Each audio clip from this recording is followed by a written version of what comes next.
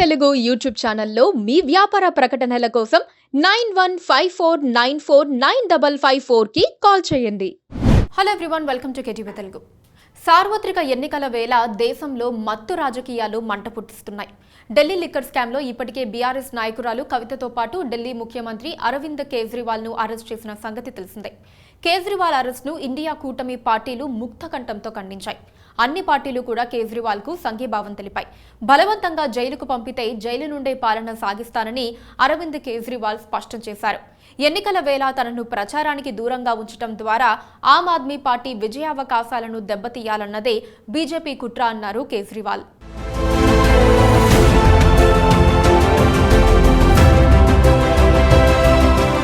ఢిల్లీలో liquor scam ప్రకంపనలు రాజకీయాలను ఇప్పటికే వేడెక్కించాయి.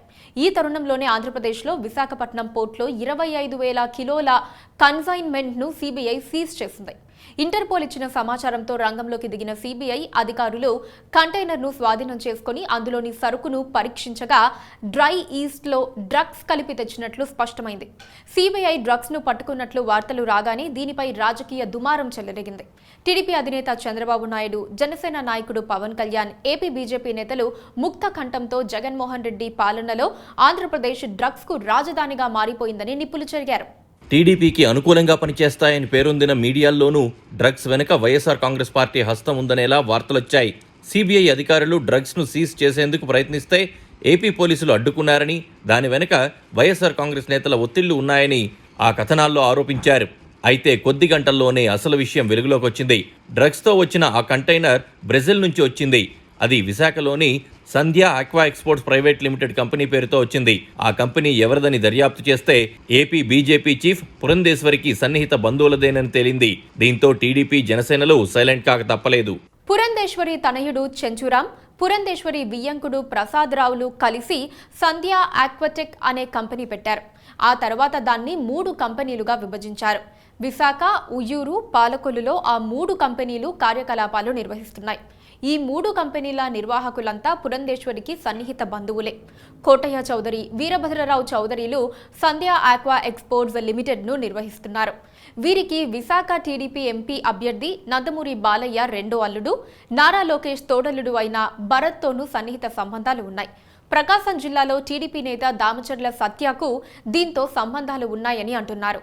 డ్రగ్స్ ఏ కంపెనీ పేరు మీద వచ్చాయో ఆ కంపెనీ నిర్వాహకులైతే ఏపీలో టీడీపీ, బీజేపీలకు చెందిన నేతల బంధువులే. అయితే తాము రొయ్యల ఫీడ్ కోసం ఆర్డర్ పెట్టామని కంపెనీ నిర్వాహకులు అంటున్నారు. అందులో ఈస్ట్తో పాటు డ్రగ్స్ ఎందుకు వచ్చాయో తమకు తెలియదంటున్నారు. దీనిపై సీబీఐ అధికారులు లోతుగా దర్యాప్తు చేస్తున్నారు. ఎన్నికల వేళ ఈ డ్రగ్స్ రాకెట్ వెలుగులోకి రావడం టీడీపీ, జనసేన, బీజేపీ కూటమికి నష్టమే అంటున్నారు రాజకీయ పరిశీలకులు. రొయ్యల ఫీడ్ కోసం ఆర్డర్ పెడితే లక్షల కోట్ల విలువ చేసే డ్రగ్స్ను ఎవరైనా ఎందుకు పంపిస్తారని నిపుణులు నిలదీస్తున్నారు. అయితే దీని వెనుక సూత్రధారులెవరు, పాత్రధారులెవరు అన్నది తేలాల్సి ఉంది. ఈ నెల 19నే ఈ డ్రగ్స్ కంటైనర్ను సీబీఐ పరిశీలించిందని సంధ్య ఆక్వా కంపెనీ డైరెక్టర్ హరికృష్ణ చెప్పారు. ఈ తరుణంలోనే దగ్గుబాటి పురంధేశ్వరికి ఢిల్లీ నుంచి పిలుపు రావడంతో ఆమె వెళ్లారని అంటున్నారు. ఆమెను ఢిల్లీ నుండి పిలిచింది ఎవరు, ఎందుకు అన్నది తేలాల్సి ఉంది.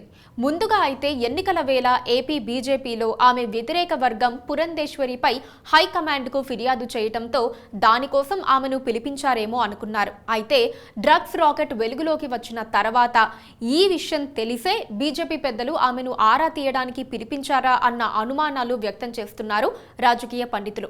అయితే సీబీఐ దర్యాప్తు పూర్తయ్యే వరకు ఎవ్వరిని దోషులని చెప్పడానికి లేదు. మొత్తానికి లిక్కర్ అండ్ డ్రగ్స్ రాజకీయాలతో ముడిపడి ఉండటం కొత్త చర్చకు తెరతీస్తోంది.